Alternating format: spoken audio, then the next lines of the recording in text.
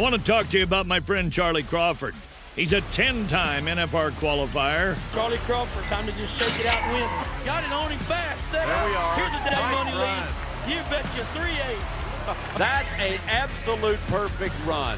Timing was perfect from the time the first swing is up. He's got the control. Charlie made it happen by being timed up with his horse with the steer, and being able to not just rope, but to pick that steer's head up without changing the momentum for the heeler at all. We know his beautiful wife, Jackie, all three of their beautiful children, the founder of the Liberty and Loyalty Foundation, which this year will exceed $1 million raised for military and first responders. I've said it 1,000 times. Charlie, it's time to rope, nod and ride, whip and spur. I want to welcome you to the Charlie Crawford Podcast. Let's ride. All right, everybody, we're getting ready for this year's American Rope Horse Futurity. It's coming up next week in Fort Worth, Texas, October 16th through the 19th. We got 200,000 added this year for this event. And so we thought, man, what better way to get to know what all's going on next week, how they're judging all the rope horses and everything. So we got Jay Wadhams and Gary Wells in here. So thank you guys for taking the time. I know it's a busy time coming up. Thanks for coming in and getting on the podcast. You bet. You bet. Thanks for having us. So Jay, next week's coming up. What day does it start? What are we starting with everything? What events? What events are we getting kicked off with next week? The 16th, Wednesday, we do the first 3 rounds of the heading, and then Thursday we do. So on the head side, what all are we doing? We got the open guys, obviously. What else is getting thrown in the open? Or on the head side? Excuse me. Wednesday. Open, intermediate, and limited guys. They all rope together, and that's all on Wednesday. Start at 8:00 in the morning. Do the first 3 rounds, and then Thursday. Same and then way the 4-year-olds. They're also everything's together. Everything correct? is The 4 and together unders in one, and then so is the 5 and 6. Yep, all wrapped in one. Everything's together, and all year we split them off, and it works pretty good. The problem with splitting them off right now is I just don't have the added money to where I can keep paying the intermediate and the limited guys really good. You go to splitting that up 3 or 4 different ways, then the pot weakens. And, the intermediate and limited guys, they are the heart of all this, so we got to keep paying them. And I think, when we don't split them off and you get some of the top guys riding 4 or 5 head, then you can't pay as many monies deep. So, but the way I think that we've done it, and I think I've done it right for me, is, we paid 20 places this year in the open, and like the intermediate pays 10 places, the limited place 6 places, I believe. And, you just got to, if you don't throw them all together, then it just splits the pot up a lot. Yeah. And then we're Thursday, same thing, healing. With the healers. Yep, with the healers. Okay. And then what do you got Friday? Friday morning, we start off with the intermediate finals. This is when for the spectators. Yes. This is when it's going to be real good watching, because after those first 2 days, that's the marathon. But if you want to watch good roping, definitely come. I'm definitely going Thursday to come watch the heel horses and talk to shit, with some of the healers that I know when they rope a leg. Right. It's really good to get them digs in. Right. But yes, that's going to be the marathon where if you just love team roping. But if you want to see the excitement, that's when Friday shows up, correct? Oh, yeah. Friday's awesome, because here's what can happen Friday. You take somebody that is in the intermediate, Jordan Allen. Last year, he made the finals in the intermediate. And then he made it on a 4-year-old, and then he made the finals on that same 4-year-old in the 5 and 6s that night. So, there's a chance those 4-year-olds with some of those intermediate guys could run 3 steers that day. Well, they're just piling money up right there. And then you get, whoever can be on a 4-year-old and show him in the finals, and then turn around and show him in the 5 and 6-year-old finals that night too. So, a lot of the guys like to ride 4-year-olds because they can double dip through there, So Friday is the intermediate, and it starts at 9 a.m. Yes. Is that correct? Mm-hmm. And then 1 p.m. is the 1-year or the 4-year-olds. 4-year-olds, And then is there some other stuff? Because you're also going along in there with the NRCHA, the Snaffle bits kind of going on. Is there some other stuff also that you're kind of juggling around? Yeah. So year before, all this Snaffle bit stuff was over for the intermediate finals, I believe it was. And so we were packed in the John Justin. But last year, we weren't as packed is because their finals overlapped ours. So we did some juggling around with them this year. We're going to wait till 6:45 to start our finals night for the 5 That's and going to be the 6-year-olds. main event. Yes, and then we'll do the introduction of the riders. We'll give the trailer away to whoever wins it for the intermediate. And just announce a lot of sponsors and do all that and do the heading and then turn around and do the heeling. So what's your payouts for the heading and the heeling? Like this year, the open payout, we have 192 head horses, and first place will pay $25,000, and we pay down to 20th place. What's 20th place? $1,500 gets your fees back. I'm not big on paying a check without getting your fees back. I think it's a slap in the face, truthfully. So 25 grand, is that what you said, to win it? And then in the heeling, it pays $30,000, and we got 212 entries in that. So, and then you go down to your intermediate, and the intermediate heading will pay $20,000, and we pay 10 places in it, and 10th place pays $2,000, and the same in the heeling. So, and that's where those guys get a chance to double dip. Because that's when they can win the intermediate and then still make the finals for the open pot. So like in the intermediate heading, we have 90 entries in that. In the intermediate heeling, we have 104. So you drop down over here to our limited guys, and there is 63 limited headers, and there's 37 limited healers, and the heading will pay $7,500, pays 4 places, and fourth pays $2,500. With 37 limited healers, it pays $6,000 to win first. Fourth place pays $1,500. So just for everyone to kind of understand, so an intermediate, what is an intermediate? How is that qualified to be an intermediate? An intermediate is a number 7 header and an 8+ healer. Okay. And then in the limited, it is a 6+ and a 7. 6+ header and a 7 healer. And your non-pro? Non-pro is 5 and under. 5 and under. Both sides? Mm-hmm. Okay. Yep, both sides. Now our 4-year-old payoff, like this year in the 4-year-old heading, we got 65 entries, and first will pay $20,000. We're paying 7 places in that, and it'll pay $2,000 to win 7th. In the heeling, there's 73 4-year-old heel horses, pays $20,000, and 7th pays $2,000. And then, so how does all these guys get qualified? So you have to, now this was the first year we did it. We make you go to 2 shows to get qualified. What was happening is we had a lot of the top guys would just show up here at Fort Worth, which I don't blame them. The money was good and it was easy, but everybody's like, man, why don't, I want to take care of the people who take care of me that are going to all of them. So we made them all go to 2 this year. And I don't think it hurt us at all. There was a lot of guys that really hustled up, like Cody Snow.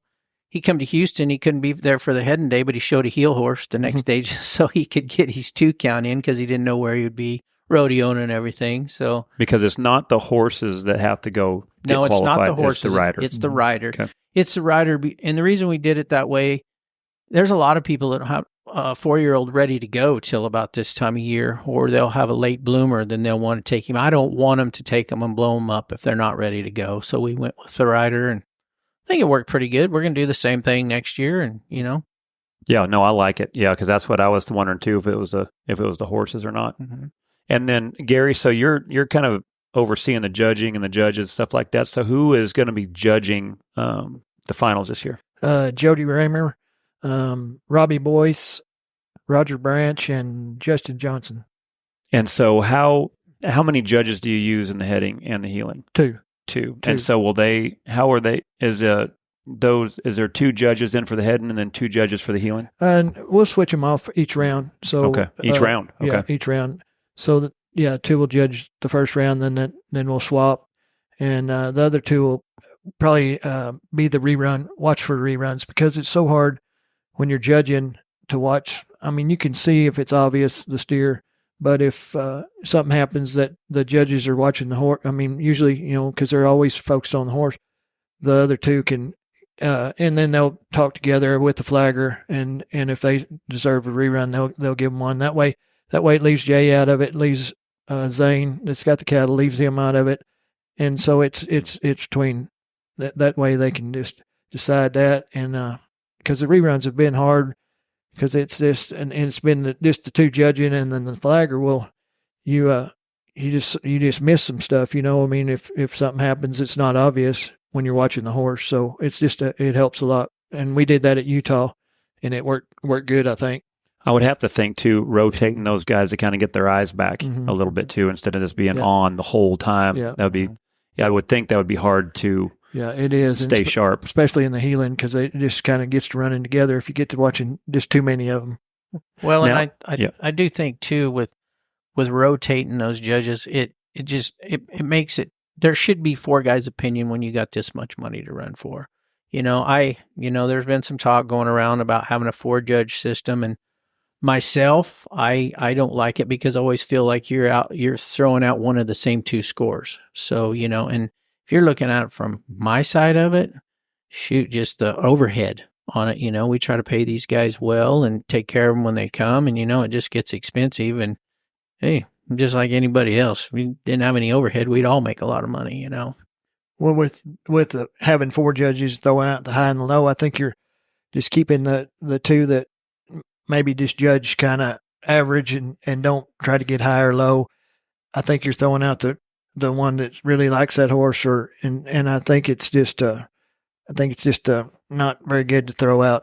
I mean, if you're paying them for their opinion, you need to use them. Yeah, and that's the thing. I know, you remember when I first came to my first one. Oh, yeah. And didn't understand it, was kind of, and then Joe and I, of course, we constantly butt heads. That's why I enjoy having him help me. But, I think that was probably one of the first times I had been to where it was a judged event. Right. Because it's a different mindset. You're used to being able to follow things in a certain way when it's based on time. Right. And it's a certain mindset to learn now on, to be judged on it. And that was a nice horse you rode, and in the finals you made a nice run. And you'd come to me when it was over, and you were a little bit discouraged. I think you still won like 7,500 or something back then, and that was pretty good, absolutely. like 5th or 6th or something. And I said, "Well, Charlie, that horse looked really good, but he was shaking his head pretty bad in the hole." Mm-hmm. And you were like, "Oh, wow!" And then I went back and watched it, and because what you said, like I was rewinding in my head, because it was like that. Because anytime I'm learning something, like, there's that period where you don't understand it, and then you're frustrated, and then you listen to it. And I remember you said that, and I think 2 years later, I watched the run because there was a highlight on, I think, the short round that year, and I watched it. I'm like, that's what he was talking about. Okay, because it was coming from rodeo. Right. There's so many things I didn't understand about showing the horse, even though I knew the horse is, pretty good at the time. But what it's done, in my opinion, I think for ropers and riders has been phenomenal. Well, just like that, just what you just said, a lot of guys go out there and make a really good run roping, and they think their horse look good doing it. That's not the case. It's hard to explain, but a lot of times, it may feel really good, but it looks really bad, so that's why the judges come and play. I always feel, now you have the Riata and you got all these other fraternities going on. Man, there's a place for everybody now. Like, if you don't like the judging part, there's the Riata for you. If you like the judge part of it and with the time mixed, here we are, us, Royal Crown, Gold Buckle fraternities, I don't mind talking about them. They might be all my competitors, but, I'm not, I'm willing to help anybody. I've been doing this for almost 20 years now, and it's been a long struggle. Well, I think what it's doing now, in my opinion, is this has been something that I think the team roping industry has needed for a long time, because the masses of amount of ropers that there are, and the amount of people making horses, it's way off on the amount of people making horses, because you're flooded with so many ropers. And so now to be able to have the best trainers in the world now, riding the best horses in the world now they're starting to breed for them. Now people are starting to understand what they need to do to make their horses work in a certain way. And to me, it's producing so much better horses now than it ever has. And that's my opinion on what you guys have started. And, the maneuvers that you guys talk about and how it's getting judged, there's people studying it to where they're putting that into their training program. And these horses that are big time, you're able to see them go on down the road at a big time level. And the horses that are really nice and really good and really easy, they're able to go, look at the World Series team roping. There's, thousands of teams. So there's however many ropers that there is, that horse is going to go to a lot of levels that is going to be now needed, to where I think before some of the judging systems in the past, it seemed like it was frustrating to watch the best horsemen and the best horses, but the judging system was not going to allow those horses to go anywhere after that.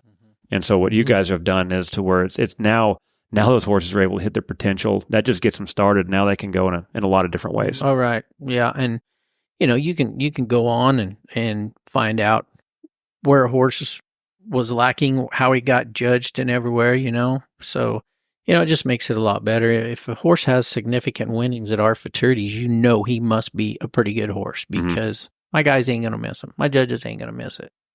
So, Jay, you've come from the roping industry. You've been on both sides of it. You made the NFR twice, and you're also a 15-time world title holder on the AQHA. And so you've understood the balance of rodeoing and then flipping the switch. Now you got to show the horse. And so it's a great balance, I think, with where you're at to understand it. And then it's also, I think, too, is seeing back then, in my opinion, when you roped, those were some of the, just on the head side, those were some of the best head horses almost that you've ever seen, because that's back when they actually used a head horse to win. You had Scooter. You had Bobby Hurley's Spiff, Butterbean. Butterbean, yeah. There were some great head horses back then that you've seen to where it's like it's a blueprint. Because now, you watch some of the horses now in the rodeos, they don't stand out as much because of the amount of people can use the rope now. But back then, everyone used a horse, and so I think that it produced such a good blueprint to where now you kind of know what you're looking for in a way. Well, all those horses you just said, everybody says, well, when we first started this, a lot of people pretty much know now. I would always use Scooter, say, hey, you get one working like Scooter, that's what I want. JD Yates had a little bay horse, Buster, and you watch that horse when they do the commercial for Cheyenne and JD's on there. You watch that horse, the way he gets a hold and everything.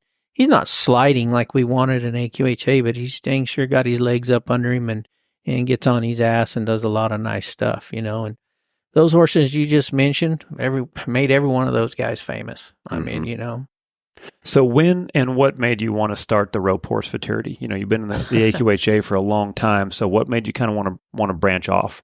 So close as I can remember, me and Clay Logan and Robert Gifford were in Lincoln, Nebraska.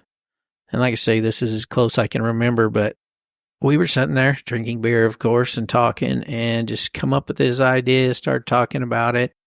And we just kind of put a plan together, and Robert had a group of people that wanted to get in and be a part of it. So we did. And of course, everybody wanted to go to Fort Worth, which, everybody wants to be in Fort Worth. But me and Clay kept saying, it won't work in Fort Worth. We're not big enough yet, So sure enough, 2 years later, we lost a lot of money, and Clay was kind of done with it, and Robert was kind of done with it. So me and Lindsay, we just decided, well, we'll just change the name of it. It used to be called National Rope, yeah. And we changed it to the American, and just started doing them. We went to, we had some here in Stephenville. I actually had a breakaway rope in the first couple of years. I did them right here in Stephenville and added 2,500 20 years ago. Thought I'd fill the place, and I got 6 entries. Now I'd probably have 100, but and people were like, well, you can't pay it. Well, I got to pay it. And I advertised it. So anyways, we did a couple here, and then Randy Bloomer and Billy Pipes, we went to Salado, did one there, and all I was, and this is back when they were just judged. There was no time. And I just wasn't getting the people, if it wouldn't been for them guys giving me the facility, I'd have lost my butt, So we just kind of kept doing it. Randy wanted me to come back down there, but it was just so far from a horse show people to go down there. And I think it was paying $2,500 or something, So that wasn't working. Well, we went to, the AQHA started a horse show called the Battle in the Saddle. And they called me and Lindsay about running the roping part of it. So we did. And, we were really good. Then AQHA quit having that show. So we went then to Lincoln, Nebraska. And I think we were there for, 6-7 years on a very small scale. And then me and JD were actually showing horses for Dean Tufton. And we'd heard that my wife was heavy into the cow horse part of it and showed a lot. And, so I heard that Snafflebit was moving down here. And we had heard that Dean had a rope horse futurity, got in with it. So, and JD had told me about it. So I called Dean and I said, hey, I hear you're having a rope horse futurity down there. I said, who's going to run it? He said, hell, I don't know. You want to? I go, yeah, I do. And he's like, well, I didn't figure you'd want to. You're still showing horses a lot and everything. I said, Dean, I've been doing this. You've been sponsoring me for how long? And I said, got, 7-8 years into it. I said, this is a chance for me. And so we're talking. I was sitting there in my kitchen. Lindsay was there that morning. I'll never forget it. And I said, well, what do you want to do? He said, well, I'll give you $50,000. I said, well, me and Lindsay will try to get $50,000. And I thought she was going to die right there. And it's kind of one of them deals. I got off the phone. She said, what did you just do? And I said, well, it's a chance we've been waiting for. I said, we're either one and done or it's going to work. And obviously it's worked. So. And what year is that? Well, we've been 8 years since the first year the snaffle bit come here. Yeah, I think so. 17. Yeah, 2017. Because that's the first time I remember it when it came to Fort Worth. Yep. After what you said, you kind of started from, maybe 04? 04. Was when he kind of was trying to get it going. And then 17 is when I seen where it made the splash. Yeah. That's what got us a lot of the ropers there. Right. And I can remember Trevor Brazil was sitting in the stands with Gary McKinney and Bobby Moat and a bunch of those guys. And because I was giving Trevor a hard time, I said, hey, when are you going to come judge for me? And he still won't. I want everybody to know that. He still won't come judge for me.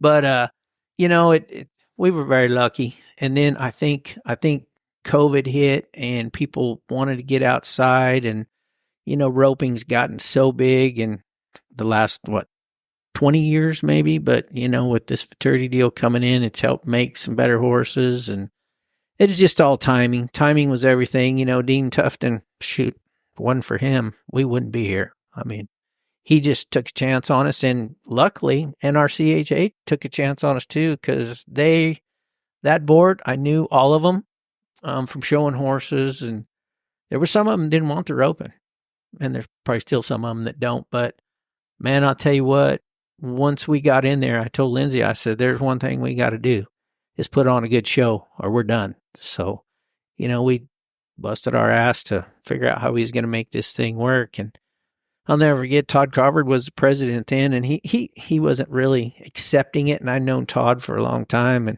after about 2 years of it, he said, hey, I wasn't really for this. I said, I know.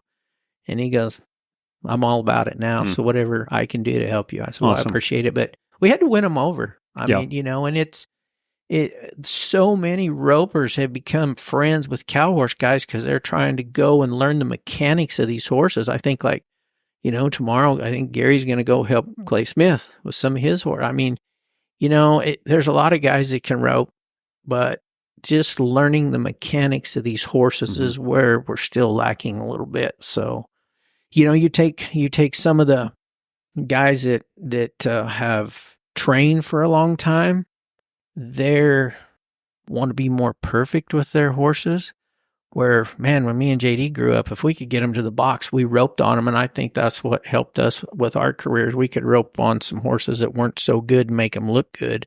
Where sometimes some of the guys that learn how to train first that come to the roping now, if they're not perfect, they give it up right there. They're mad because that horse wasn't perfect, But, in the cow horse, they got to be perfect. It is so tough, but they got a long time to look at those horses in the arena. When you're looking at when you're judging a team rope, and you got maybe 7 seconds to get it down on a piece of paper. And that's another thing, the judging part of it, there's a lot of people that can tell you, sitting in the stands, man, that's a good horse. That's a good horse. But getting it on that piece of paper is a whole different ballgame. And I got to admire Colin Von On. We argued a little bit, not bad. We're friends, but he kept asking me about the judging and everything. And I'll tell you what, he went and judged the show for Zancanella. And he told me and Gary, he said, I got a whole new perspective now about what a judge goes through. So, that's why I think a lot of guys ought to have to judge one just to get that side of it, Yeah. Yeah, I agree. I agree. I remember we had talked about it a little bit, and I was like, I don't think I could judge because, I like to come to these so I can enjoy it. Right. And I'm thinking, I'm a big enough asshole half the time, and I know these guys, and I'm like, I don't want to eliminate the friends that I have by judging them, but it is funny how it does separate, and it's not that bad. But yeah, what it does, I think, for the eye that you learn to develop. Right. Last year was really fun for me because I got to sit and watch the short round with Kevin Stewart, and he wasn't judging, and so we got to watch the short round, and he would pick what he was looking for, and I could almost see through his eyes. Right. And it was really cool because I could see, like, in the next one, I'm like, oh, okay, there it is. You develop that eye, especially being able to watch it with the judge, and it was really fun. Well, that's just the thing too. You know, if you can walk up to a judge and he can tell you what he didn't like about your horse, well, you're good with it. If you walk up to somebody and they can't tell you what they didn't like about your horse, you're not good with it. Now, maybe it's hard looking at 100 almost 200 horses that day to remember every horse, but you know, at a regular show, most of the time a guy will remember what has happened there, you know. Yeah. So Gary, when it comes to the judging, how does the judging work? And what I mean by this, for a lot of people that are coming to come watch the Futurity this week, first off, what is a good score? Because I think about this, like if you had somebody coming to watch the NFR and he's going to watch the bronc riding, you want to know, like, when somebody makes a hell of a ride and they're 89, like, they want to know, like, that's a good score. Mm-hmm. So, like, I would say let's start off with, first, what's a good score? What's probably like the best score you remember in the head? Probably like a 234, 5, 6, somewhere in there. And, you know, if you get it over the 230s, I mean, that's a really good score. And, you know, they're all pretty tight. But when I mark if I like a horse really good and I'm marking my way through the maneuvers, a lot of times I'm a 81, 82, 80. There's a lot of 80s. And, you know, maybe, especially in the heeling, you know, in the heading, they split up a little bit more. But in the heeling, I have a lot of higher scores like that. And we try to separate them where there's enough difference, like and I can remember the ones I really like and then ones that are just kind of average. But we try to break them up where, you know, a horse is not just doesn't do some stuff not very good, and he might be a minus in some of the maneuvers. You know, he's going to be around 71 or 2, somewhere in there. So first off, we talked a lot about this with Kevin when I had Kevin on, but let's just go over real quick again one more time the four maneuvers that on the head side, and then the four maneuvers on the heel side. And we have the box and the barrier, and then the running rate is 1. So say when the box and barrier. Uh-huh. So when do you start looking at them? I start when they commit when they get in front of the box and they commit to riding in the box. That's when I start judging them, because there's some horses that might balk and want to refuse right there going in the box. Maybe just a little bit, not bad, but that's where I start. And I watch them when they turn around, and they can ride up in the box all they want, just as long as they don't turn them around in there. They can ride up, back them up, get them reset. That's fine, because I'm in the AQHA part of it. I think I ruined a lot of horses just trying to get in there and get out before I get any negative points.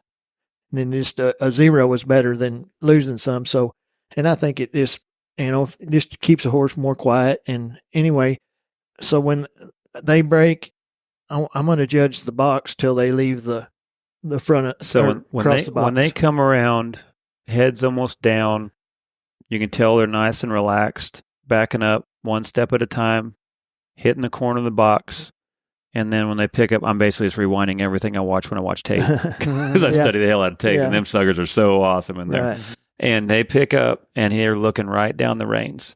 Now, is there a certain amount of time you kind of want them to stay hooked for a little bit, to where it doesn't look like they're trying to steal a ride? Yeah, I don't want them hitting the corner and nod.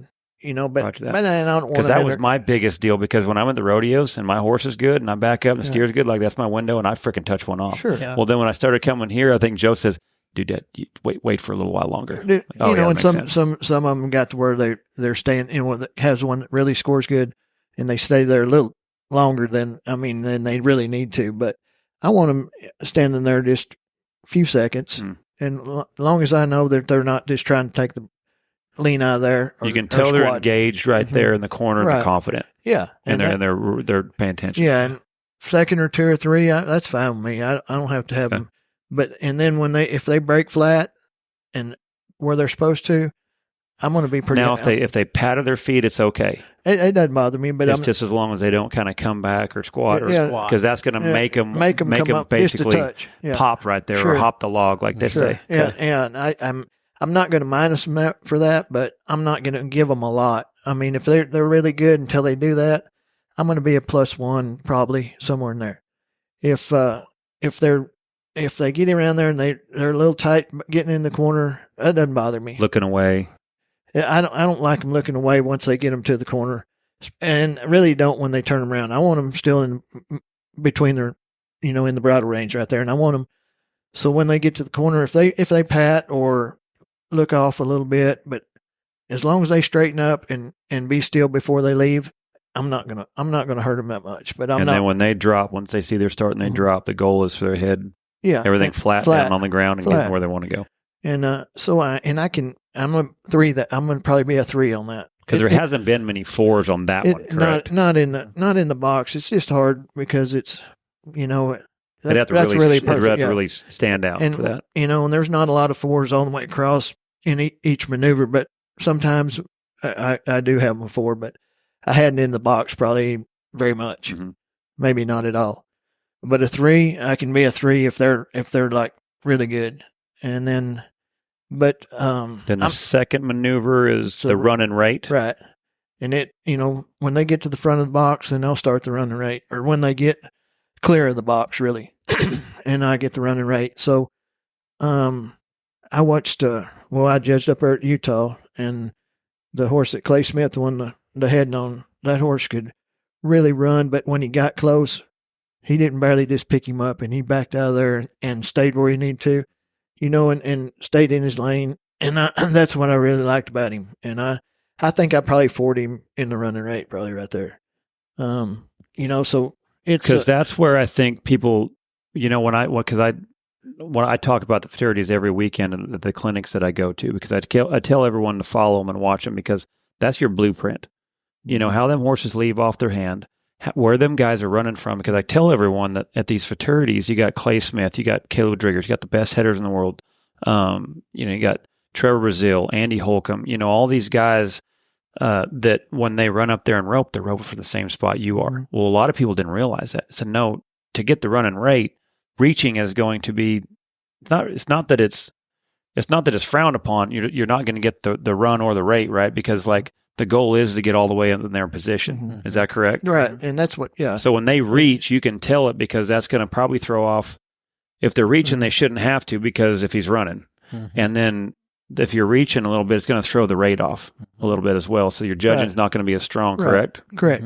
Correct. And, and that's what I've noticed about Trevor's and Wren's and a lot of those horses, they just, when they leave there, they leave flat and they just blow to them steers and then they back out of there when they get close. And when they pick up, they come back to them. Sometimes, those horses that I can't mark a lot are the ones that are running through their throat when they, when they're still running and when they're throwing and they're gaining and then they get, a little past them a little bit and then it's hard. Then the corner just messes the corner up. I mean, so that's where it's hard for me to mark the set, and then the set and handle will be the third maneuver. And so it, the running rate runs into that. So, and so when they put it on the horn, I want that horse to check off and have a leg up under him before he starts out of there. And I watch the steer some too, the way that steer comes out of there with him. And because that has a lot to do with how well the head horse is hooked up to the steer, correct? Yes. I mean, and it's like, rodeo, and you'll know that.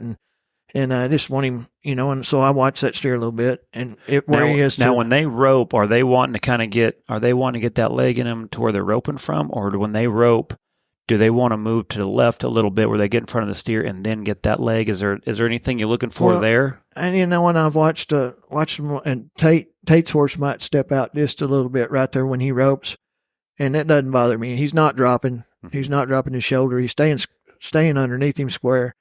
That doesn't bother me because you can see it a lot if you're behind him. When those horses, and his might move out just a little bit. They're not. That's the way his horses are. Not shouldering. No, they're not shouldering at all. It's almost a side path, but up. Yeah. And then it seems like when they get the dally, when they get in that position, then that leg comes in because now they're in front of the steer.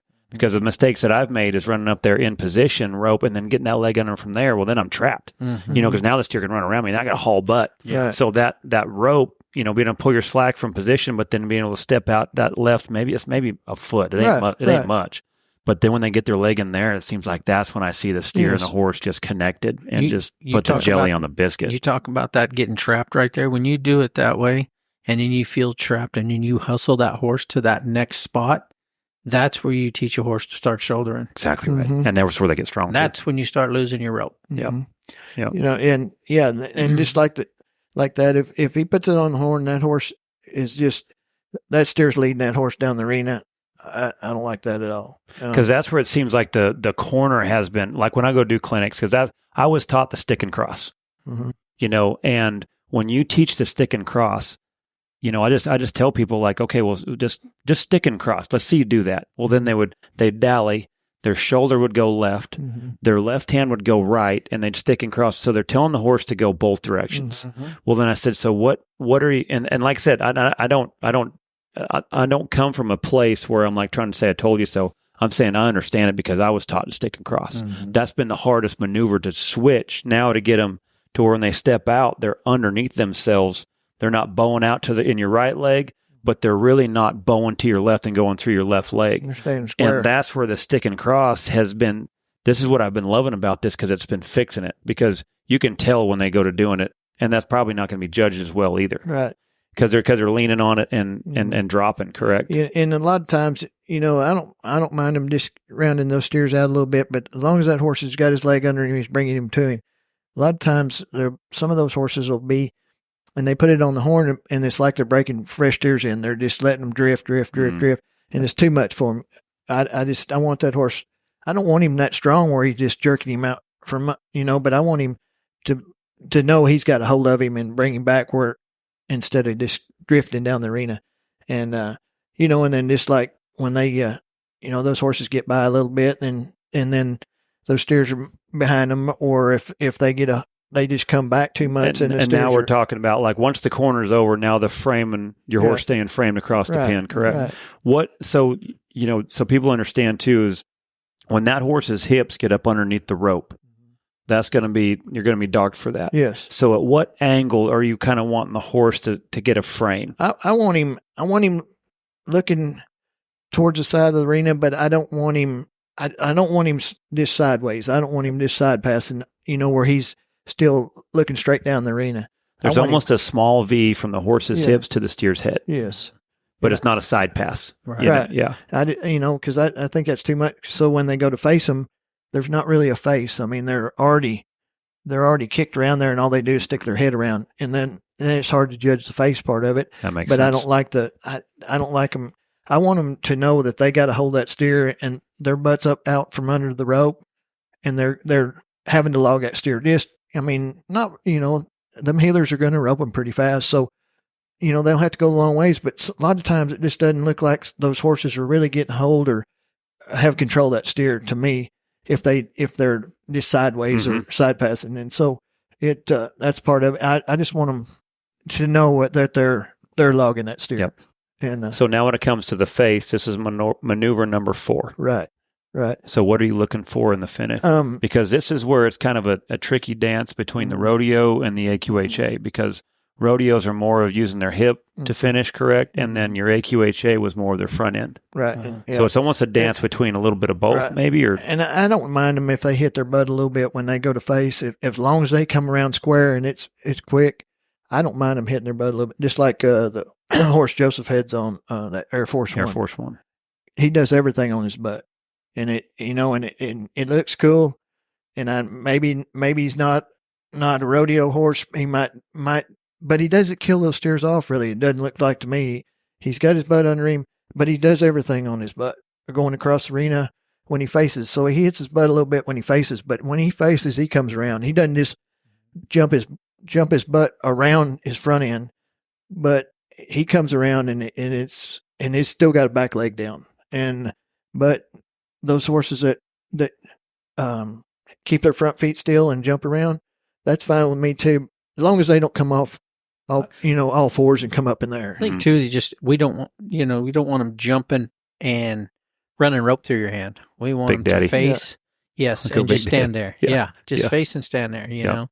Yeah. I think a horse ought to, you can try to teach a horse a lot of things, but a lot of this stuff is just how that horse is naturally. If you're going to fight him to try to change him, you might ruin him. Mm-hmm. So, you kind of just got to work with what you got, And then on that face too is where you're also trying to keep pressure on that steer's head so the rope's staying tight all the way to the finish. Yeah. Because if there's rope that gets loose or slack right there, that's going to be a And a lot of times, if healer misses Dally once or something, and it's not the head horse fault, but it just takes away from the run, and you can't mark that a lot. It's not ain't the head horse fault at all. But then a lot of times, they want to check off as soon as the healer ropes, so they're going to check off, and then when they face, it's going to be a little loose. If they back up a few steps, that's fine. But if they have to run backwards and the rope's almost laying on the ground, I don't like that. going to get docked upon. Even if it was the healer's fault, it just takes away from you're judging the head horse and what he looks like, and that's just part of it. So when it comes to people being able to watch the score, so they understand the 4 maneuvers on the head side. So now there's 2 judges. So let's just say, first off, is there a certain spot because you talked +1 or +2 or negative this, that, how does that judge come up with, say, an 80 or an 85 score? Okay. Say he's a 3 in the box. He's a 2 running rate. So you're at a 5. So then you're a 3 on the set and handle. You're at 88. I mean a 78. And then you're 2 on the face. So you're at 80. So you start off with 70. Yes. And then it starts adding up from there. Yes. So the pluses add so everything starts with a 70. And then it goes plus or minus from there. Right. So say you go into that, what'd you say, a 3 and then a 2? Say you go from a 3 to a -2. Now you're back at 71, then you go into your third maneuver, and just keep working through and there. We have a few penalties, just like a horse that might spin around in the box on them. It's, I think, -5 in there. A refusal, like going into the box or something like that. That's a penalty. Gets on the wrong side of the steer. Maybe if the steer cuts in front of him and he doesn't step over there, that's a penalty. And then maybe running into the steer. We don't have a lot, but we've got to have something to kind of, if a horse does something really bad, you take it off you can take it off on the maneuver, but then they'll have a penalty too. Yeah. So the falls would be anticipation or obedience entering the box, excessive moving feet or squatting in the box, leaving the box with the front feet elevated, like we talked about, popping, elevating off the ground, laboring to catch the steer. So it's not enough run. Being too close or too far away from the steer, failing to rate and climbing through the corner, weaken the saddle horn while pulling, rope over the horse's hips. Yeah, we talked about that, over the hind end. Failing to face completely and squarely back down the rope or in a timely manner, running backwards or moving forwards after the face. So those are where you're going to get faults. Those are faults, yeah. And your penalties over here, there's 1 3-point penalty. I think it's 3 points for running into a steer. And then turn around in the box is a 5, I think, and refusal to enter the box, or rearing up, or getting on the wrong side of the steer. And then DQ if a horse is really bad. If the rider loses his stuff. Right. Now, what about legs? Because I rode with Joseph, so I want to know how much is a leg going to cost. He's going to be calling you. A leg doesn't matter in the judge part of it. Okay. They take it off on the time. So we have 2 judges. So say we have an 82 and an 80. That's going to give us to 162. Okay. So now the third part is the time. Yes. Correct. So what does it start with? It starts with 80. It starts with 80. It goes minus. You minus your time from 80. So everyone starts with an 80. So if I'm 7.5, like that's a good run, correct? Like that's as far as time wise at a Futurity, the 7s are real good, correct? Well, I think that what a 7 will do it will allow your judges to watch you show your horse and go through each maneuver. And that's what I try to tell people when we first started. A lot of people know now. I'd see somebody doing really good and they get to the third go round and they try to drop a coil and I'm like, what are you doing? well, I was just trying to make a second up in time. I said, no, you got to think of it like this. Take 1 or 2 more swings, show your horse off to those judges. You gain 3 points apiece from each judge. Compared to 1 point. Compared to your 1 second you're trying to get. Yeah. They're like, oh, I never thought of that. Because if that horse hits that 162, which is a good score, correct? Right. Mhm. Then Then if got you're 72 7.52, there now 72 it's and a half. really going to do right, So, correct? yeah, with that, you'd be what, 72 and a half onto your 162. Got it. That's what your total score will be. Mhm. So that's where 80. you So if you start with an 80, so you basically subtract from 80 7.5, Right. and then so that is what 72 and a half. Yeah. Now if you're 9, you subtract 9 seconds off of 80, Right. and And so you're that's 71 where there. 71. So that's why you're not. That's where some of the speed. If the maneuvers all went well and it's a fast time, that's where your score increases, and that's what you're after. Right. Mhm. Yeah. That Yeah, makes so sense like because if that's you why I was rope- always understanding how the time. I love the Yeah. time. I really do. I love the time putting in there. Yeah. Say And if you're- you rope yeah. a leg, it's 5 seconds. That's when I don't like the Because time. that's Yeah. where that's where barrier. that's where Wesley Thorpe got Cade the year that he won Wesley won the Heelan. Mm-hmm. They were going at all of them, but in the short round, Cade's run a little bit more, and I think I had Cade's horse higher scoring him, but they were short. They were they were like 5 something. Wesley was, Well, and so knowing how Wesley thinks, when I know he heard Cade's scores, and when he rode in there, we were standing pretty close, and I think he told his header, "Hey, we might ought to try to just go pretty fast right here and see what happens," which it worked out for him. it did. Yeah, it's close. At the I think end, they it were was close. short 6 or something in the short round. I think I had his horse 82 or 2, and I think I had Cade's 83 or something like that. But it was close, but the time made up on that one. Well, and it seemed like too, it was good for the Futurities because even though I know it probably peed off some of the shower type guys, that had all their stuff looking real nice. And then, he showed up and won it, but the Futurity guys ain't going nowhere. So that's the beauty of that. Right. But I think in my opinion too, when he did that, it got more rodeo guys to start getting involved with it because it set the presence to where it doesn't matter. It doesn't matter the rider. It's how you're showing the horse that's going to count. And so I thought that was good for the Futurities when that happened. Yep. And everybody talks about the politics of the judging part of it and stuff. And maybe in the horse show part, it got that way, but with the guys that we get to judge and everything, they're not worried about who's riding that horse. It makes a big difference too. We're running 4 head now. Sure. Not And that one. makes a big difference. Yeah. I mean, but it does. And the leg is somewhat of a penalty, which in AQHA, it's not a penalty anywhere, So, I don't know, just makes it a little more even. And it does. Yeah. I have a story about head horses. So Eric Rogers come to his first Futurity this year with the horse he won second on at Salinas last year, and he won Salinas on him this year. And he's only 5 this year. 5 this year. So he won second on that horse last year as that's a what he told me. 4-year-old. Uh-huh. Holy he thought he was older than that. smokes. He told me, but he called and he says, "Hey Jay, I want to come to that Futurity over there. What do I need to do?" And he'd already talked to Red and some of them. And I said, "Eric, just go practice. Like seriously, just go practice. Don't reach. I know you're in rodeo mode right now, but just go make some runs on your horse." Well, that first run on that bay horse, that is a nice horse. He backed in there and that horse just stood like a statue and zoom, there he went. And he was a little bit climby in the hole, had a good run, but every steer, you could tell that horse had been to Cheyenne, been to Salinas, like they had blowed his dress up. But man, every steer, that horse just got better and better and better just because he got to go put some quality runs on that horse, not under a huge amount of pressure.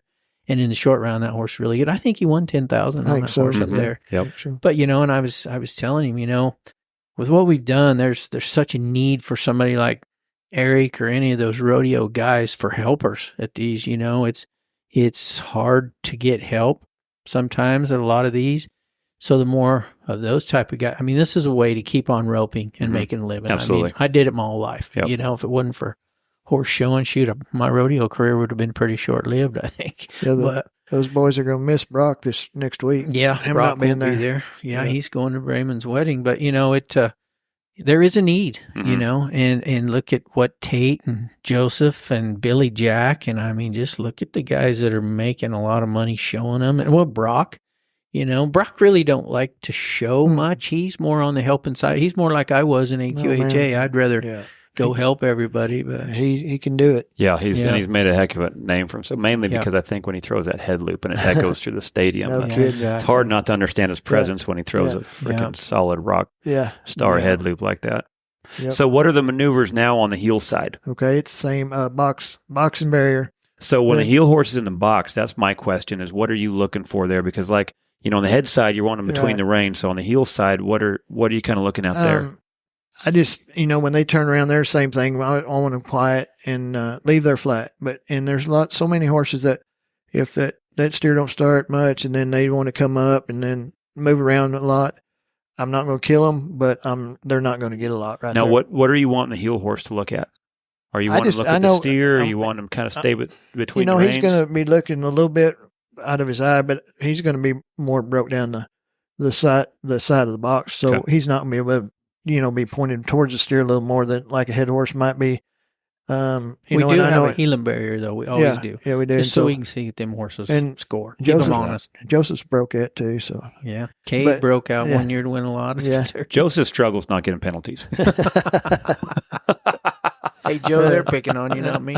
And, so it's as long as, and there's, in the heeling, you're going to have a lot of the same scores in the box. And to get a 3, it's between a 2 and a 3, it's hard because it's, they're all going to be pretty good. But if I just got to get it where if they do something, move a lot or step to the outside, when they go to leave, or if they have pickup and then he's really late, I'm going to have to get him for that. And then that runs into the running rate. And so they're going to be behind. So he's not going to get many points on the running rate, probably a 0, because he's already behind from the box. So then we have the running rate. And then we have the running rate. What are you trying? So when he gets a good start, what are you looking for on the running rate? Are you looking for a certain amount of spacing between him and the steer? And I know, obviously not climbing, but obviously under him, certain amount of pressure in the reins. Right. And I know a lot of guys, they stay, a little farther out or a little farther in. I just don't want them too far out where they just, they don't even really see the steer a lot because they're way over here. And then when they turn them, they got so much space to make up. I don't want them too high. I don't, where they get almost by them and it looks like they are, but they're not. But I just want them to be able, when they pick up on them to be in the position, I want them close enough, but not too far away. But and I know everybody has a little different spacing, but I just want them up there where they can see that steer and have enough room so when that steer turns, they can come where they need to get into position. And position's the third maneuver. Okay. And then the stop and the jerk, I think Jay's got in there. And his horse, when he stops, there are a lot of them stop, but then when that weight hits them, if it jerks them or moves them a lot, I don't like it. So the corner, what are you looking for? So the corner's maneuver number 3, correct? Position, yeah. Position. So what are you kind of looking for in that position? I don't want them too far to the right of them, or just, if they get right behind them, that's fine with me. To the inside, just a touch. Makes sense. Where they're not. And you can definitely tell they can see the feet. Right. Right. And, not too close, but not way too far behind, where they have to rope, use a lot of rope for them.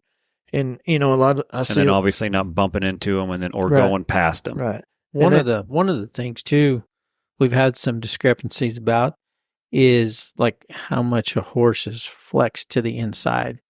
And I pretty much myself think that takes care of itself, because if a horse is turned too far, got his nose too far to the inside, that rib cage will drop down and he will not take a jerk very good. So it kind of kills him right there. I heel enough. I want a horse's head out of my way a little bit too, but there is a fine line there where it is too much. If you got a horse that keeps his head out of your way and he's straight and your right foot is pretty much right up that steer's butt, to me, that's what I want. Yeah, they gotta have. I don't mind them turning their head a little bit where they can see that steer, but when they go to stop and they finish, I want them looking. So basically, in the corner, you don't want them over flexing, right, where that right rib cage is almost pushing into them. Right. But then you also don't want their head coming to you to the right as you're coming in. Right. To where they're almost blocking your view to the feet. Right. And then, but when they finish, I want them almost looking down the rope, because when they take a jerk, because I think it's easier for a horse, just like me training calf horses, I think it's easier for a horse to take a jerk straight on instead of them being like that, and it's going to jerk them. It's, because their shoulders aren't square. It tells on themselves. It does, and it just looks better, and when, those horses, a lot of times you'll see a lot of those heelers, those horses are stopping before they throw. I don't want that. I want them to come around, and they don't have to track them across the arena. They don't have to go 3 or 4 or 5 jumps. I just want to know that on that position, those horses are going to turn in and get square with the steer, instead of, a lot of times you might see a horse just, when he bends, he's bending the whole time, and he ropes him and he covers it up and he dallies but he's not square with the steer. His whole body isn't, and that's just something, 1 or 2 jumps is it all. Nothing, it doesn't have to be switch where he can get square with that steer and he's locked onto that steer. And a lot of times that position and the stop and everything is all together, and it's just hard to judge that part because it's not split up enough. So then the stop too is one of the things that's hard, I think, too, is if they slide too much. Too much, yeah. Correct. Right. So they've got to be able to stop it at a certain point. Right. Obviously, getting their butt, there's got to be some slide, but it can't just keep going. Yeah. And then also is how well they take the hit. Correct. Right. Where they're almost, is it, because I watched the instructions. So anybody that really wants good visuals, you guys got great visuals of your guys' judging on your website. But I loved how you kind of explained it to where when they dally, they're almost sitting over their hocks. Is that how you kind of defined They're it? at the bottom of their stop when they dally. And because there's a lot of them that get the bottom of their stop, and by the time they dally, they're stood up, and they're taking the jerk off of just standing up off of all fours instead of on their butt pushing with their, getting a hole with their front end. Just like a calf horse, breakaway horse. You don't want them sliding so far that in the breakaway they don't, because it takes too much time, but they have to get a hold sometime. And I want them to slide a little bit. They have to, but I don't want too much slide. Yeah, there's too much sometimes. Well, I know some of the guys we talked about that, make it a heck of a name for themselves. Obviously, you got Trevor. It seems like he's good at no matter what he does. And he was a great horseman.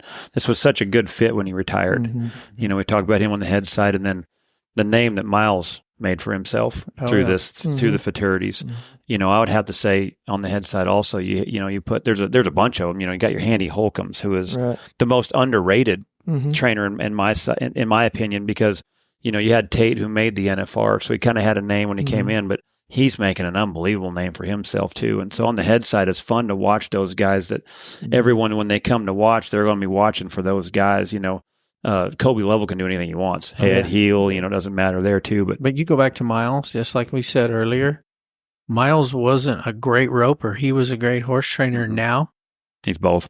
He has become a good header because he had to win on those horses. Not only that, he also became a great healer. Yeah. His healing has changed too. Yeah. But it made him become just as a whole better. I agree. And that's what I like about it.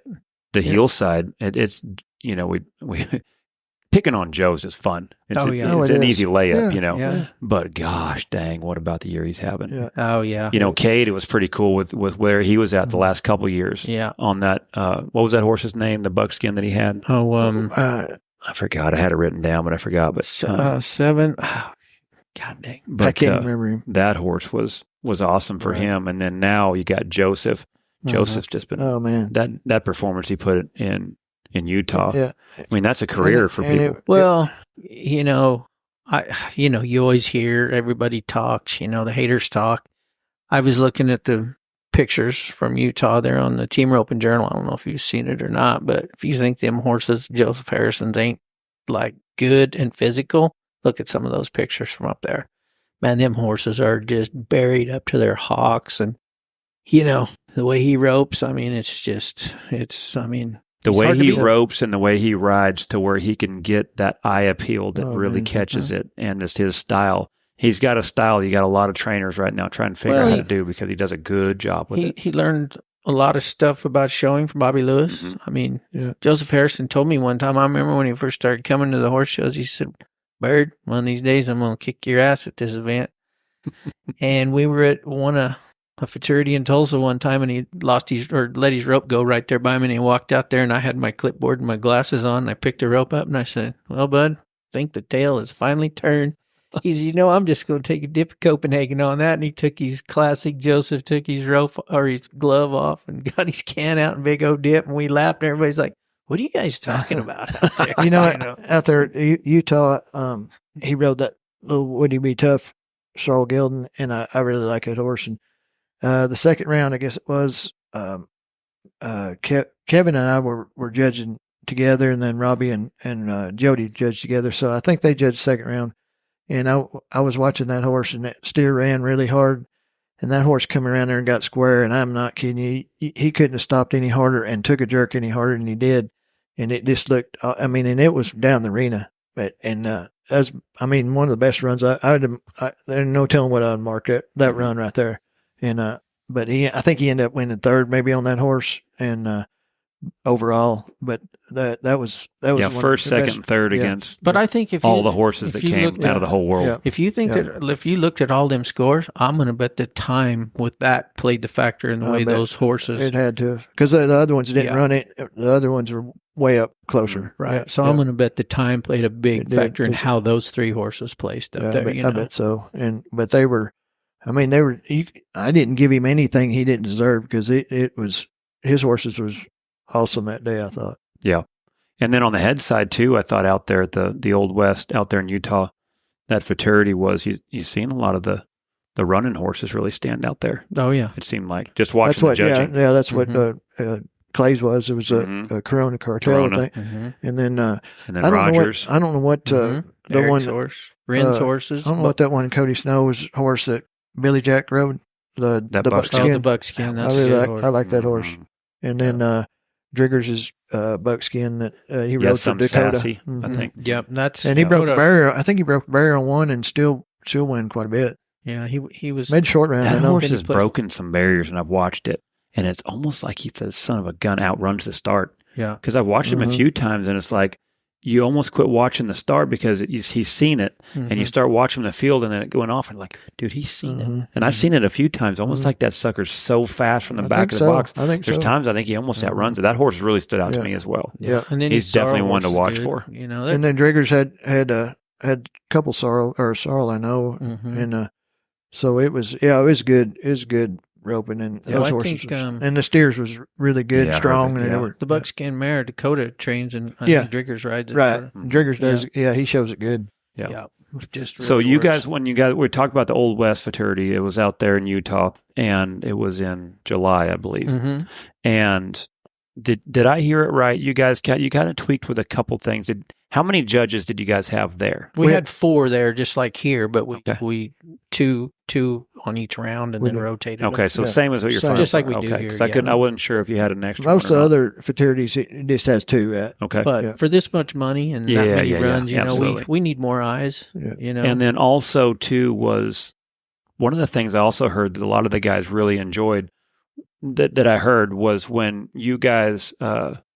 Before the roping started, the judges got there and they were able to kind of talk about what they were looking for. Right. And we talked about it, and then Robbie Boyce, he's a good speaker, so he got up there and told them what we were looking for, and to every maneuver, do that maneuver so we could judge that maneuver. And that was the best piece of advice I heard, the way he explained it.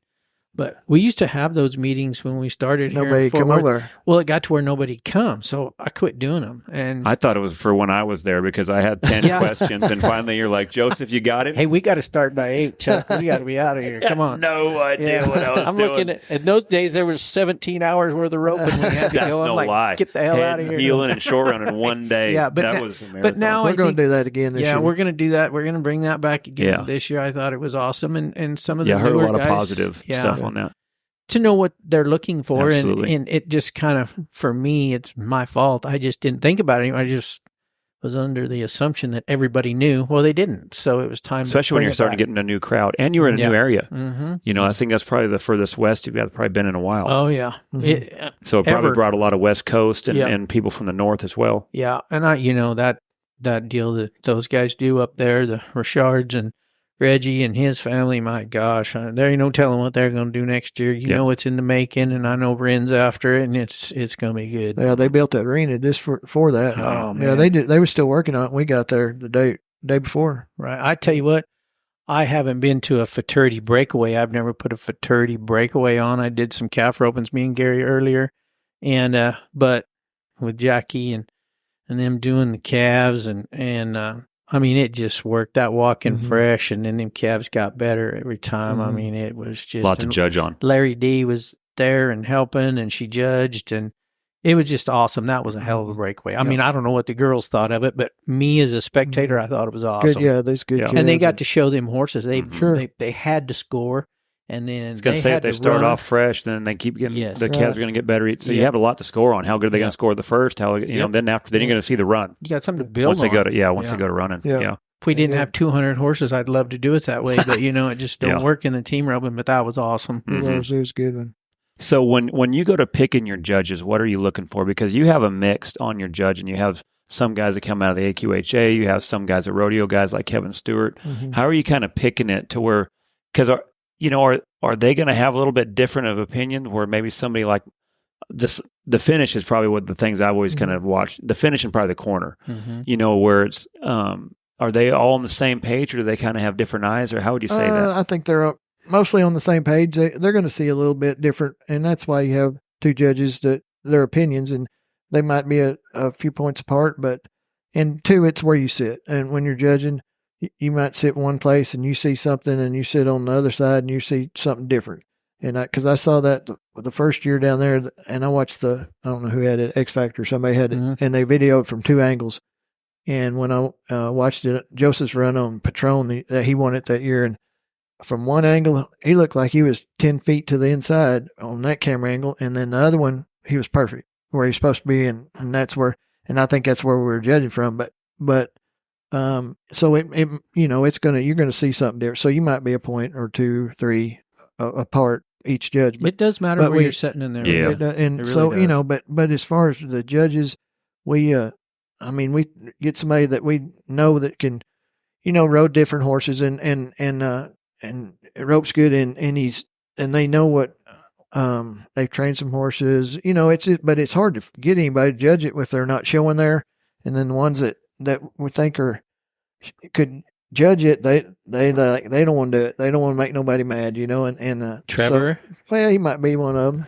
Trevor. Yeah. Still he might be one of them, and he don't want to make nobody mad. And I said, well, you'll have two friends when you leave there, one heeling, one heading. I tried to get him to judge the calf roping at Redbud one year. I think I'm going to have one in it. I think he just went and bought one and put him in it so he didn't have to judge. Yeah. But it's not for everybody. I'm not going to lie. I'm not picking on Trevor because it is not for everybody. It is not an easy job. And there's some of those guys that's already judged, like Robbie. He judged some of the cow horses and stuff, and that's part of it. You can't, like the system of the judging. You can't have something that's perfect or anything like the cow horse, because it happens in different stages. So it takes longer, and each maneuver is easier to mark.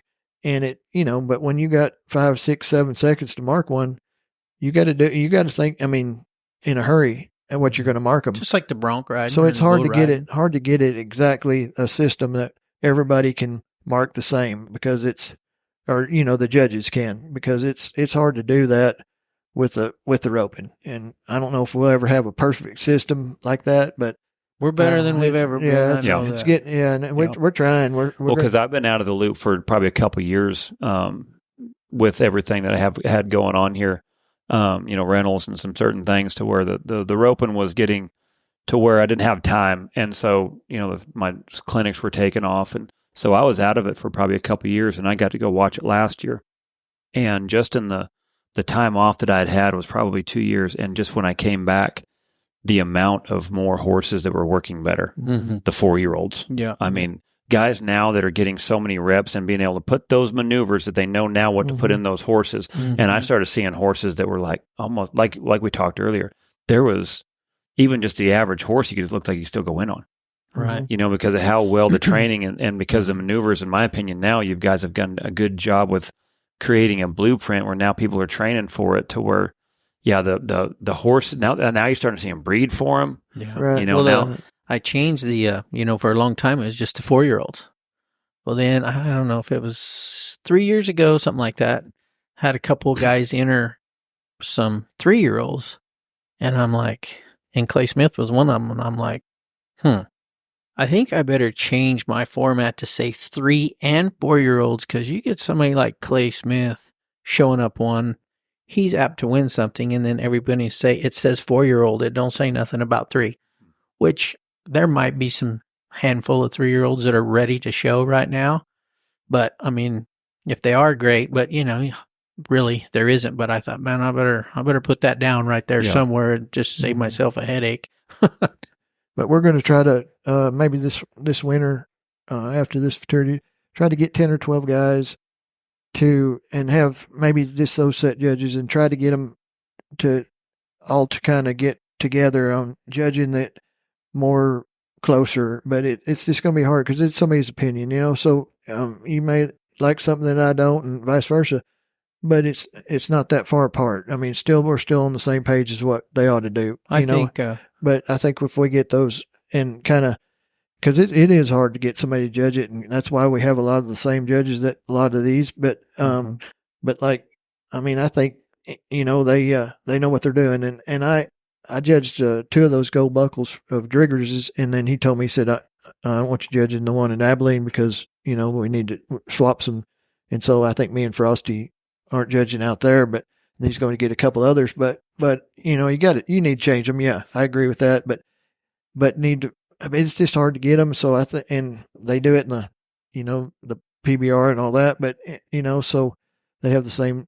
I'd like to get about 10 or 12 guys, and you knew at every one of my fraternities when you show up, you were going to have one of those 10 guys and what they wanted.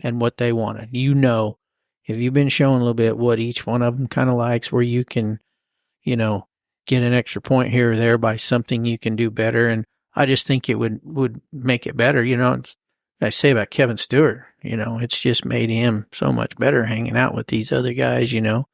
We've had Matt Budge come and judge for us, which he ropes a lot, more known for the cow horse and the cutting and everything, but he is a horseman, so he's a little more picky on some of the more horse details, which I think is awesome. Mm-hmm. Yep. So what, because you guys, neither one of you are judging, correct? No. So which horses have you got your eye on? What do you think the ones you've watched, says go ahead horse first? Which ones kind of leading into this year do you were like, hey, these are kind of the ones to watch? Man, I'm going to tell you what, I hate to even say, because then if they went, they said do this. Well, the thing about competition is horses and ropers, they're the same. Every once in a while they'll have an off day. Well, I'm going to tell you that buckskin horse that Cody Snow bought from Billy Jack. Now, is he 5 or 6?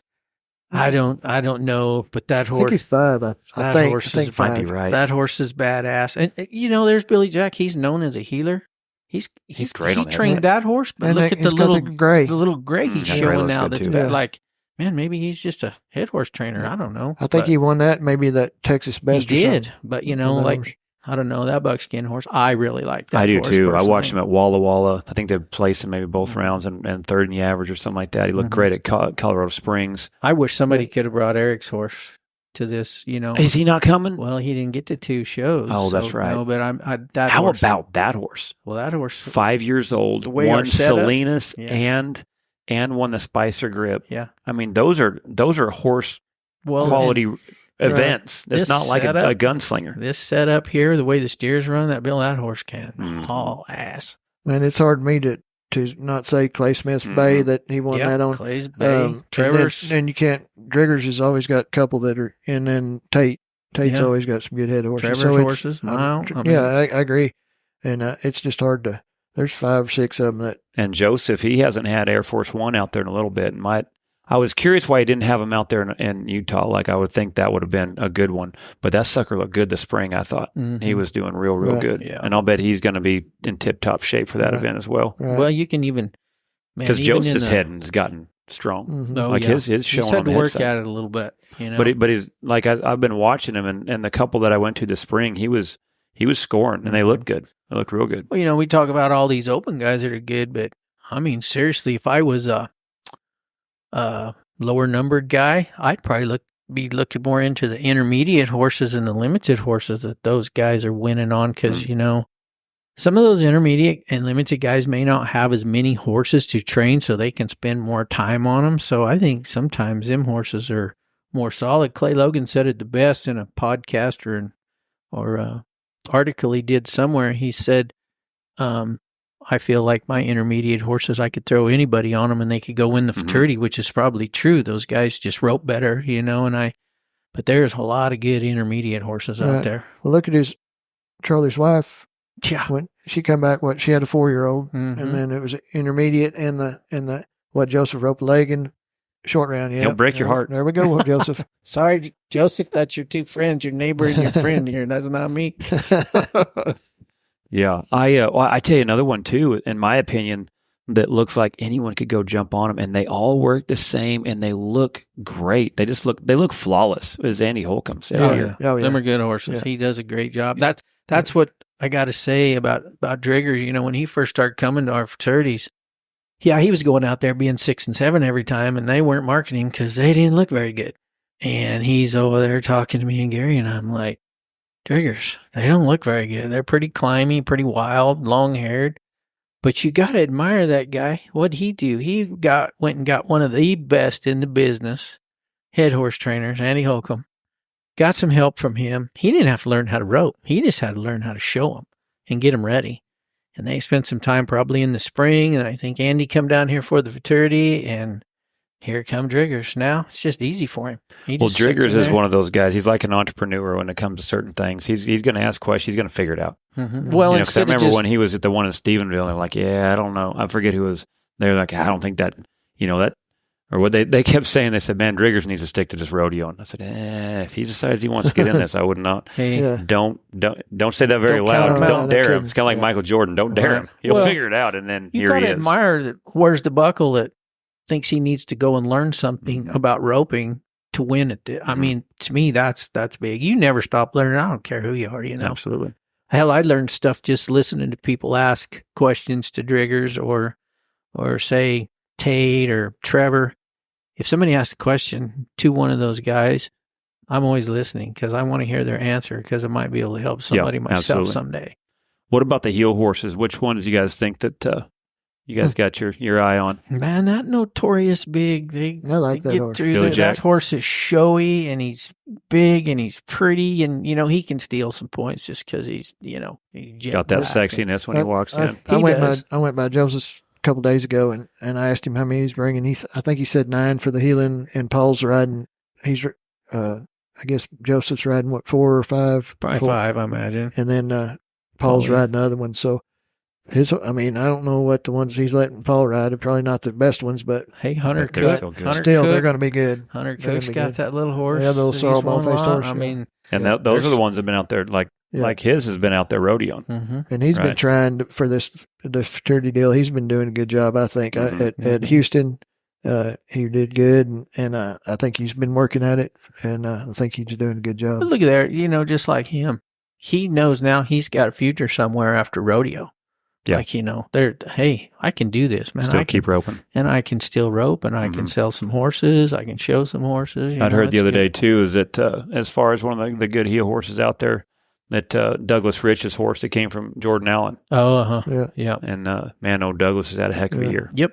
And then Jordan, for the intermediate, Jordan has got is he an intermediate in the heeling? Mm-hmm. And, I mean, I like some of his horses, and he does a good job with them. And he does. So it's hard to, you know, for the intermediate part of it, and he can still place in the open. You know, and you take a guy like Brad Lund, he's limited, intermediate, open, whatever. But some of them horses through the years, he puts a JoJo on now. Well, if Brad Lund's got him, it's just what I did my whole career. JD trained him. I just got on and showed him. Man, Brad Lund training him, JoJo Lamont on him. You can't hardly go wrong right there. If you just let JoJo run 2 or 3 before you have to go in there and show him, get off of them, I'll tell you what, they're going to be good because Brad's horses are always big and pretty and got the right look. You know? And JoJo, the heck of a jockey. Yeah, great jockey. And Miles, man, his healing's gotten so much better. And he, you know, that ball-faced horse, I don't know his name, but that horse looks really good up there at Lincoln. And you know, and so I mean, there's so many of them that's got some good horses. I can't wait to go. I'm excited to get to go compete again, but also I like it on Thursdays watching the heeling too. It's fun. Yeah. Well, you got, what's made a big difference for like Clay Logan? Clay Logan's ropings just went to another level since he's tied on. And if things work out just right, Clay's horses look really good tied on. If you got them slower steers, the tie-on deals don't look as good for the show horse deal, but the way them steers move down there, Clay, he'll be pretty tough in that intermediate. Yeah. So what's it look like going forward? So one of the questions that I have, because it seems like there's getting to be a lot of futurities. Too many. It's just, my concern is the saturation of it, because, that's what almost team roping has done. There's so many different associations, like especially where you get around in Stephenville. I mean, there's a dang near one almost every day of the week. And so then it kind of takes away from the good ones, because, it used to be there's only a few of them. Well, then everyone went, so it was always good. But then is there any synergy going on, or is some people trying to work together? Is it always going to just be this many, or is it going to tighten up? So here a few years ago, there was something going around that me and Matt Zancanella, who Royal Crown with Levi O'Keefe, that we didn't get along. Well, I don't know where everybody come up with that, because I advertise for him and he gives me money to give away at my Fort Worth here at the big one. And so I was at Pueblo at the rodeo, and I didn't even know Zank was there, and he seen me, hollered at me. I said, "Hey, who started all this?" And he just laughed, But I tell you, I do believe there's too many futurities. I think some of these horses are getting used a little much, going to all of them. But on the other hand of that, I think some of the owners don't understand using them horses up, and they're like, send. So as the trainer, all you're going to do is make money to take them. So you do what they want. But I think there needs to be some kind of merging between some of us that kind of make the industry better, make it better for the. There really needs to be about 5 or 6 really good futurities a year, and that's it. Because you're junking some horses out, I think. We're starting to, because there's just too many. And I talked to Chelsea Schaefer. I told her, saying, I'm just being brutally honest with my business. I have 8 of them, and I don't know. Driggers has 2 or 3, or Gold Buckle has 2 or 3, and Zank has 3, I think. And then Clay Burnham down here, he's got a few, but there is getting to be just a few too many. I think, that there just needs to be some. Well, and I think time will tell too, is because, the one thing about the free market is the best ones are going to last. The best ones are going to do good. But having so many and spreading it out, it does seem like, especially in this industry, there's only so many sponsors, only so many sponsored dollars. So to spread that out so much and stuff. Well, and with what we started, this one right here this week, this is the most prestigious one to win. This thing's gotten big and crazy. And I think it was 2 years ago, we're standing down there in the arena and Cade had won the Heelan for the first time. It's because him and Level had missed for him at Redbud or something. I can't remember how the story went. But when it was over, you had Cade Rice down there crying. You had Colby Level down there crying. Level went second that year. Level won second. And Driggers was even about half choked up. And Gary pulled me aside and he goes, "Hey, look, tell me you ain't doing something now." Yeah. But everybody knows how prestigious this is to win now. It is just like winning the cutting futurity. I wish we had the money they did, but I mean, in our industry, it's big. It is big. Because like I say, I think there is a lot to it in the fact that these horses are going to go somewhere afterwards. I think that more people are going to start getting involved. And, so what is kind of your thoughts too on the difference between the ones that judge it and time it and the ones that just time it? Man, there's just, I guess the good thing is it suits whichever one they want. Whichever one they want, like if you come to me, Charlie, and you said, "Hey, I want to buy a horse for your daughter." I said, "Man, they won $30,000 at the Riata on that horse." Great. If that same horse come to our futurities or Zanks or Gold Buckles and they've been judged and they have won money on them at them too, that must be a hell of a horse. Just like the buckskin mare, the sassy mare we were talking about. I think Reed Booz won. Yeah, he won a roping at 14 Riata. and a half, I think. And we all know what she's won at our stuff. That's a badass horse. Like, how much is that mare worth? You know what I'm saying? And some of them horses that don't have earnings at the judge ones, I wouldn't say they would be the one you would want to go buy, But those ones that have placed at both sides of these, they're proven. Yeah, everywhere. For sure. What about some of the stallion incentives and things like that? Is that anything that are you guys involved with that? Are you looking into any of that stuff going forward? I have a little stallion. It's called the Top Gun. I think we paid out almost $100,000 last year in it. We're going to pay out almost $100,000 out of here. How does that work? Next week. Well, it's just if you nominate your stud and your colts by, that we do a payout. It hadn't really caught on like some of the others. I think Gold Buckle and Royal Crown, they've done a hell of a job with the way they do theirs. Mine hasn't. Because that puts really, the breeders, right. It keeps them in the game. Yeah. Stud owners, sure. Stud owners, But every year we keep having stallions with more money earnings because why? Things like Utah come up where it pays $100,000 to win it. Like me, I added another $100,000 this year. When we keep adding money to things, it's going to be a while before we top out who the high money winner is, like the cutting and the cow horse is, till it gets to that point. I think it's sky's the limit, just like me.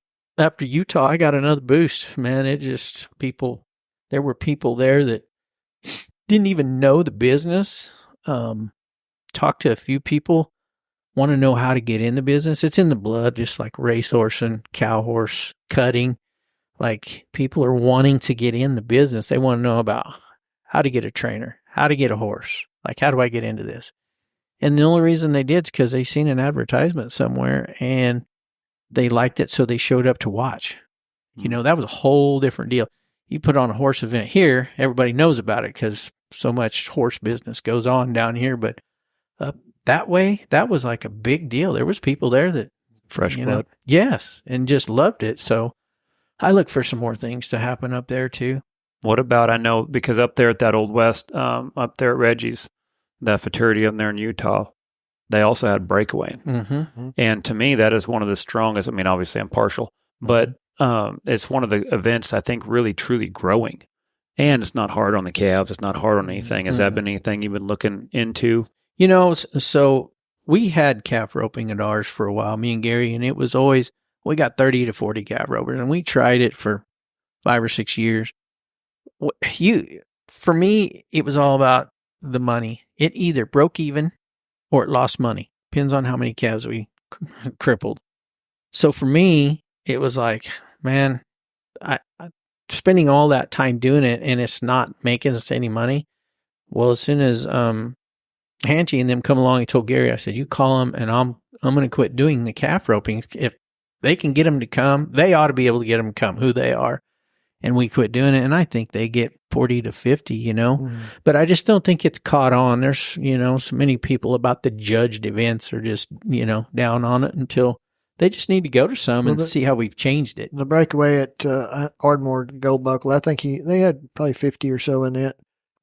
And theirs pays good with the stud deal. The jackpot part of it, I don't know what it pays. It doesn't pay close to what I think the stud deal paid. Like, I know in the team run like 20,000 doing it, but I just don't know how long those. I hope it works forever. I just don't know how long all those studs are going to stay going into that, because there's just a certain amount of them that you got Metallic Cat or some of those like that. Would he be tough? There's so many horses that are by those that are winning. Mm-hmm. And I hope they all stay in it. And it's hard to say, because those breeders and those stud owners don't get some money back. And but maybe they'll stay hooked, but I hope they do. But it's good for the industry. It is. And all Jay's money that's in there, it's all sponsor money, so. Well, because that's what I was thinking, the breakaway and the fact of, first women spend money and the numbers are there. And there's only so long they're going to rodeo, especially it's great that they're getting into good rodeos. It's great that, that starts kind of evolving, but if they're not going to have an NFR, there's only so many years they're going to be able to make that to where it adds up for them. Right. And with many girls that like to rope, and the other thing is too, is many girls, I think what they told me last week at the Southwest region, the breakaway has become a bigger event than the barrels. Mm-hmm. And so the numbers are there on the amount of girls roping, and they're all looking for horses. Oh, yeah. And that's where I keep thinking is eventually I bet the Futurity start taking off, because that's going to be bringing, because I know Jackie, she's going to be slowing down. She loves the fraternities. She's already looking for a head horse to start entering you guys' stuff for next year. And then so and she's also going to be working into breakaway horses as well. But as many girls that are going to be buying them to having something to where they can make them and show them, I think that eventually that's going to be interesting to watch for sure. Well, it's pretty hard to, you go to a cheaper jackpot back when I started roping, and you could take your colt, go rope. Well, now when you go to roping, it ain't cheap. No. And you better be riding your best one if you're going to win anything, because there's going to be some little kid over there that's undernumbered like crazy, and he is going to kick your ass for fun. And I hope the breakaway does stay going with the fraternities, because, I love it. And I sold 2 breakaway horses last week, just, and there's some high school girls, but they want to know if they were in, could go to the fraternities too. And there were 5, one was 4-year-old, one was 5-year-old. And so, when the horses don't make calf horses, it's so good for that. They got a place for them for that. And I just hope, that they realize, the judging part of it is, and they have the time part of it. So I just hate to go just to the time part just because of the horse. Absolutely. I think the fraternities is for the horses. Yeah. And it's just a jackpot. Yeah. For, a 6 and under horse, but still it's just a jackpot, I think. And they can go in there, they can rear up the box, they can do whatever if it's just on time. So it doesn't matter. I've seen it to where that's the last time you see them. Yeah. Right. I've seen a couple of those where it's just time only. Who wants to watch on their that? 4-year-old and unders, and then you watch them win it because they just somehow put a run together where they're rearing the box, and that was the last time you seen the horse. Right. And and that's what I like about the judge and the time. Yes, I agree. Yeah. I agree totally. We're looking at the longevity. Best for the industry. Yeah. Well, man, I appreciate you guys. I know this is going to be a busy week, and man, I love what you're doing. This has been something that I know how hard you've worked to get it where it's at. It was definitely a needed the fraternities have been very well needed in our industry. Oh yeah, and it's fun now to see the top riders and the top horses in the world. To where you watch those horses when they're age out, where they're starting to go places, and and what it's done for the guys that have developed the craft. The ones that are showing up at the NFR now. That's what I like. Absolutely. But then also what you've done for so many people's career, when they're done roping. Think of just like the first one I think about, honestly, is Brock Hansen. A guy that's developed his craft since he was 8 years old. And this is, after Wild Rodeo, and your time there is going to be eventually to where you're not going to be able to compete. And so he's still able to be at the top of his game at something, and what it's done for the trainers and the people. And so, yeah, I'm a big fan of it. And thanks for all what you guys do. So, my wife's the one who puts it all together. I just do all the talking. So I tell everybody that if y'all know me, she does all the work. So, there's a big thanks out to her for all this, And thanks for having us, because I've been listening to your podcast since you called and stuff, and man, I really like them. They've been good. I appreciate it. Thank you. Good for the industry for sure. Well, I appreciate it. Well, we'll see you guys next week. All right. Thanks, Bob. Thanks, everybody. Bye.